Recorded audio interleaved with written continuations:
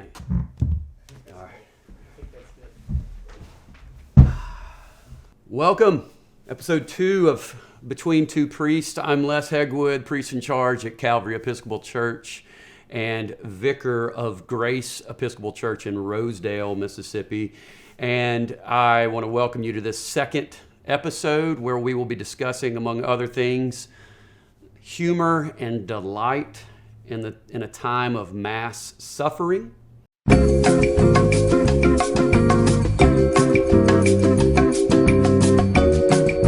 want to introduce Brad Corbin, our, co-host. Resident scholar. Biblical scholar. And why don't you tell us who you are, Brad? All right, I'm Brad Corbin. I'm the pastor of St. Luke United Methodist Church here in Cleveland and Boyle United Methodist Church. I'm the rebel Methodist of the group, the apostate Episcopalian. I've found myself drawn to dank memes these days that have to do with coronavirus, and I'm snickering at them with a little bit of guilt in my heart. Where do you think the guilt comes from? Comes from a baser instinct that we have. It's full of scorn, derisive. This is from 2 Kings. He went up from there to Bethel, and he is Elisha. He went up from there to Bethel, and as he was on his way, some small boys came out of the city and jeered at him, saying, "Get along with you, bald head, get along." He turned around and looked at them, and he cursed them in the name of the Lord. And 2 she-bears came out of a wood. You know what's going to happen here? And mauled 42 of them. They had it coming. They had it coming. Elijah's bald. Does not like being made fun of. Right. He's a prophet. Yeah. Well, and it's like humor as disrespect.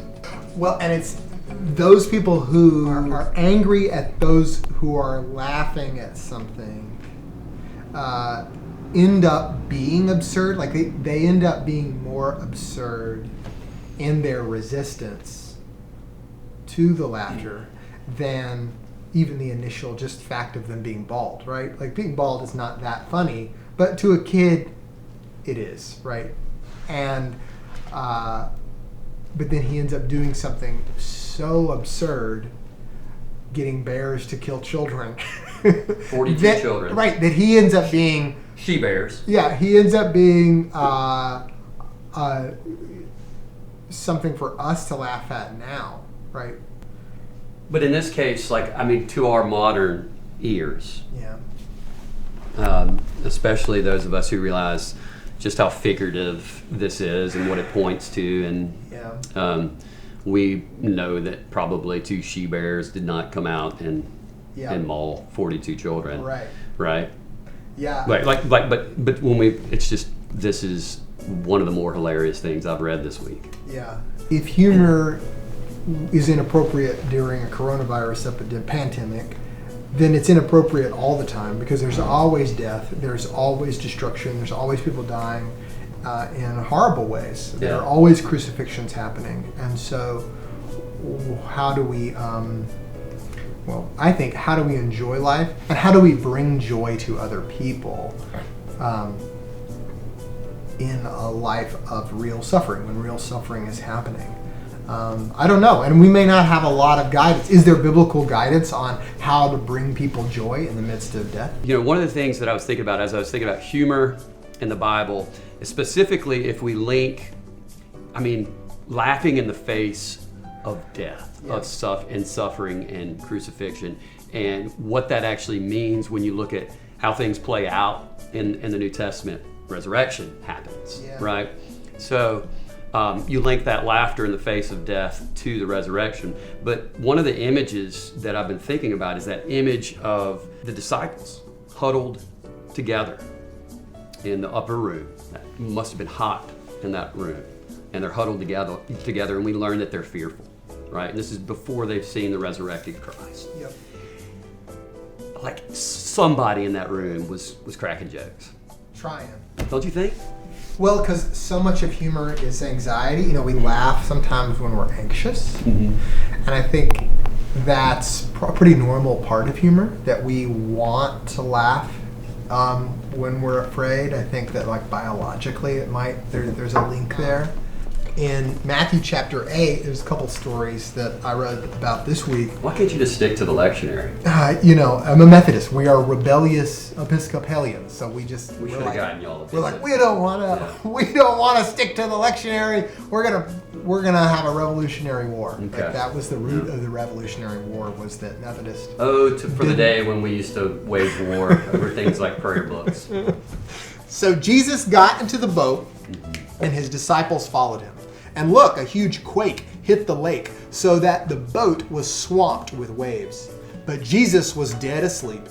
So the disciples came up to him, woke him up, and said, "Lord, save us, we're dying." And he said to them, "Why are you such cowards, little faiths?" Then he got up and rebuked the winds and the lake, and there was a great calm. And the people were amazed and said, "Who in the world is this fellow that even the winds and the lake obey him?" The word of God for the people of God. Thanks be to God. Thanks be to God. So I think that there's some comedy in this story by contrasting the anxiety of the disciples to the calmness of Jesus, who transmutes his calm into the waves and, in theory, into us and into his disciples. If we will be calmed, right? If we will hear his word, we can be calmed as well. You know, the disciples wrote these stories and yet don't make themselves look good. Right. Which is great, which is probably a testimony to some of the realism going on here. I think that my temptation would be to make myself look good in these stories. Well, and then some of the evangelists, they call themselves the favorite. Yeah. So, I mean, still screwing up. Yeah. I'm the favorite screwed up. Right. And so I love that contrast of their anxiety. Jesus sort of seems a little cranky when he gets woken up. Like, his first words are, "Why are you such cowards?" I think there's some. I hope that there's some comedy there. Now, whether there was laughter in the church when this was read, I don't know. I've used that text to think about faith in a way that, if I'm solid with the peace of God, I can sleep in that stern during the storm. Right. And be annoyed by those who are shooting their anxiety in my direction. Right. We really sometimes want to share our anxiety. If I can get you to be anxious with me, that validates my fear. Mm-hmm. Sometimes you're asleep in the stern. Yeah. And then all of us. And then sometimes you're that anxious. Yeah, and I anxiety riddled. And so we need each other. We need the non-anxious presence and the anxious presence to remind us of the peace of God. So there's good news there, right? For us in all of our anxiety, we can still go to Jesus, and we sort of like, is God asleep? I got to wake God up with my prayers. But I think the preference is that we rest with Jesus, trusting that, hey, the storms of life come. He's just preached about at the end of the Sermon on the Mount. He's like, the storms are going to come. Is your foundation sand or is your foundation rock? And clearly his foundation is the rock and their foundation is sand. And he would want us to rest in the boat while the storm comes and storm passes, and trust that we're going to get to the other side. Like, they're with Jesus. Can that not be enough? You can be happy. You can have joy in the midst of an insane storm. Which we're in. We are. And in humor, again, is one way that I'm coping with it. And I feel slightly inappropriate some of the time. Where is that coming from? Is it because you're worried? It comes from the Puritans. You think it's because it's an imposed guilt from the outside? There are sort of attitudes of our forefathers that have been handed down, and I don't think it's maybe right for me to feel that way about my use of humor in this time. There's also the thought where you should look soberly into the face of suffering or calamity. And just kind of give it the middle finger. Yeah, just a sort of a defiant sort of Yeah. strength in God stance that I don't have as much right now. I'm less able to proclaim, but I think I can laugh because I believe in the eternal God in whom we live and move and have our being, and how that is all indissoluble, even in death, right? Yeah, right. I mean, I think if we are peaceful, I think we laugh more. I don't think it's just, there is anxious laughter, and then there's peaceful joy. There's nervous laughter, and then there is a kind of, you get to take joy in the absurdity of things if you're at peace. Okay, this is the next story in Matthew's Gospel, chapter 8. When Jesus got to the other side of the lake, to the Gerasene area, 2 demon-possessed men coming from the graveyard met him as he was walking along. They were really wild, and no one had the courage to take that particular road. And look, they screamed, "Hey, why are you meddling with us, O Son of God? Have you come here ahead of judgment just to torture us?" Now, some distance away, there was a big herd of pigs feeding. So the demoniacs were begging him, "If you are going to get rid of us, then send us into that herd of pigs over there." And Jesus said to them, "Move." And they came out and went over into the pigs. Then look, the whole herd went stampeding down the steep incline and into the lake, and they died in the waters. Their keepers ran away and went into the city and told the people there everything that had happened to them and what happened to the demon-possessed men as well. And then look, the whole city came out to meet Jesus. And when they found him, they begged him, saying, "Would you mind leaving town?" What's that about? Well, I think, and it seems really relevant to what's in the news now, is that we can get more upset over our economic loss than we are glad when God is doing the work of healing in the world. And so you've got people, including politicians, who are worried about the stock market or the economy and maybe their corporate donors than they are worried about making sure we save as many lives as are possible. And what is the price we're willing to pay to save people? Some of us are willing to make great sacrifices in order to save people's lives. Clearly, others of us are wondering, how much are we really going to have to sacrifice to save sick people? And I just think, I don't know, some of us maybe need to be ashamed of ourselves that we care more about the bottom line and profits or our retirement accounts than we do about saving people's lives. Because look at Jesus. Christians, if you're not a Christian, fine, whatever, it's all about the stock market. But if you're a follower of Jesus, you're willing to make tremendous amount of sacrifices to spend your life in the work of healing and teaching. There is a cost to serving people and to healing them. There's an economic cost to prioritizing life and prioritizing people over profits. And are you willing to make that cost? And he says that over and over again. There is a cost to discipleship. Grace is free, but following me means you will have to give up a lot. You will give up family, security, your place, your job. You will take up a cross. Your whole self will die in order to be in me and to die with me and rise with me and to serve with me. Now you got me preaching. Amen. Amen.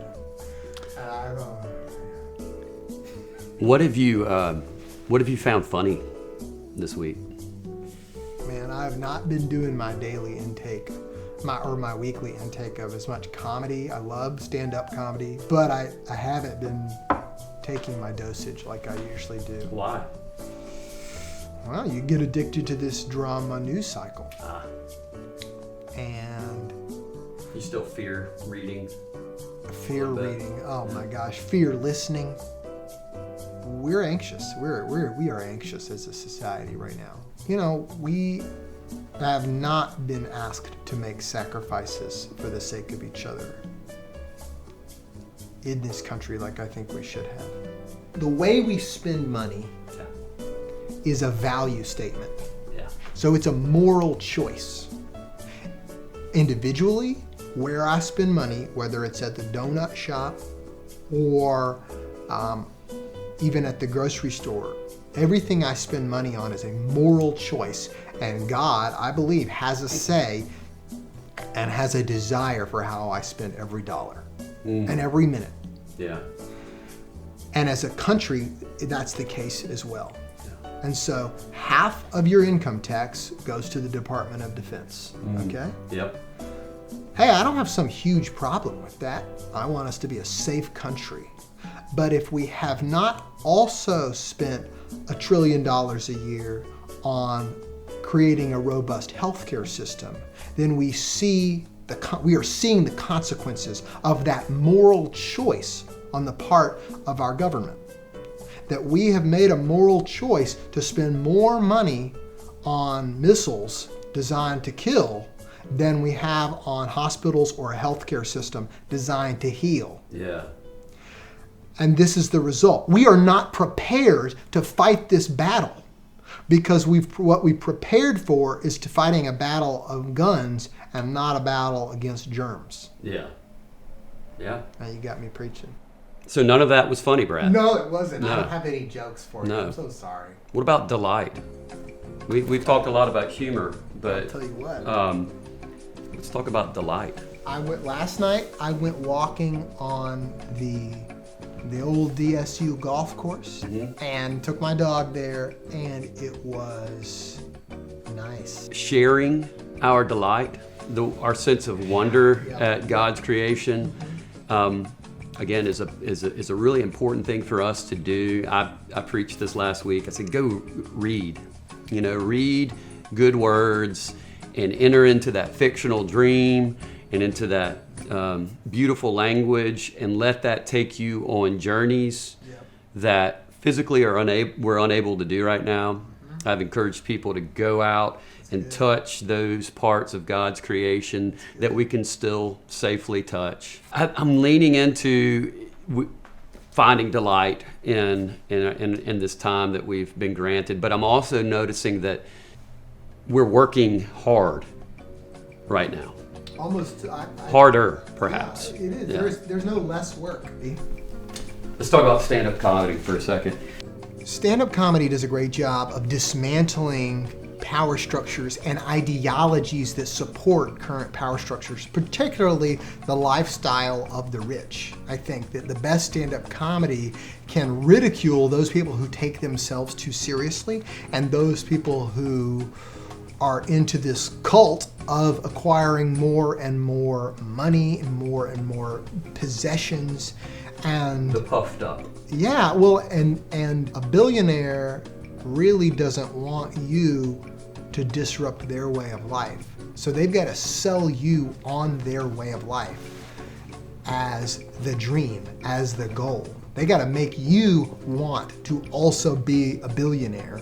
And so if you buy into that, then you won't disrupt their way of life. You'll even support it. But if you, without realizing that you're never going to make it. But if a comedian makes... And feel like you're not worthy when you don't make it. Oh, yeah. Yeah. Right. You're not worth anything. Right, because you value yourself based on the dollar. That's right. Whereas a comedian can disrupt that, make fun of the ridiculous stuff that rich people spend their money on, including myself, right? A comedian could even make fun of how I spend money on myself. And that makes us think like, oh, should I make the money my goal? Should I make, having fancy crap my goal? That's really disruptive to those in power, which goes to show why I think super serious people or super rich people are always going to be a little uncomfortable with comedy that is also social commentary. All right. Good. so glad you're here. Yeah. You have good things to say. My vow will be to listen to more comedy this week and do less fear I was reading. going to prescribe that you do that. Yeah. Yeah. Thank you, doctor. Yeah, I was going to say some good stand-up comedy. Yeah. Lean into the delights. I'd say that to each of you as well. Touch the earth. Touch the earth. We can touch God's creation. Go out and touch those things. Right. Yeah. And we're in this together, and right now we are connected in spirit more than in body, but this too shall pass. And I hope that on the other side of this, we appreciate one another and each other's touch and presence and value each and every life in a way that's more profound and meaningful than we did perhaps before we had to suffer together. Something about that collective suffering. I think learning to be patient and not being like, I'm 1 week of social distancing, I'm sick of this, can we get back to things as normal? And just be like, slow down. Like, patience is what the disciples needed in the boat. Patience is what we need in the storm. The storm is outside of our control. We're so clinging to control. Yes. The best thing we can do is rest with Jesus. We are with Jesus on the boat, and not necessarily bugging him like, hey, Jesus, can you calm this storm? Come on, Jesus, snap to it. Yeah. Wake up and snap to it. Can you solve my anxiety? Instead of, can we rest with him and model ourselves after him? We have a responsibility to bring joy to people who are dying and people who are sick. Yeah. And let's be clear, we're all dying. That's right. So our responsibility, I think, is to bring joy to one another and to take joy, in one another. Yeah. Thank y'all so much for, if you've made it this far, thank you for being with us.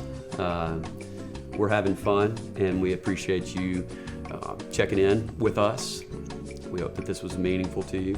We hope that you know laughter and delight in these scary moments of mass suffering. And just know that God is with you. God's peace is always accessible to you. Be that peace and that light and that love to one another. Amen. Amen.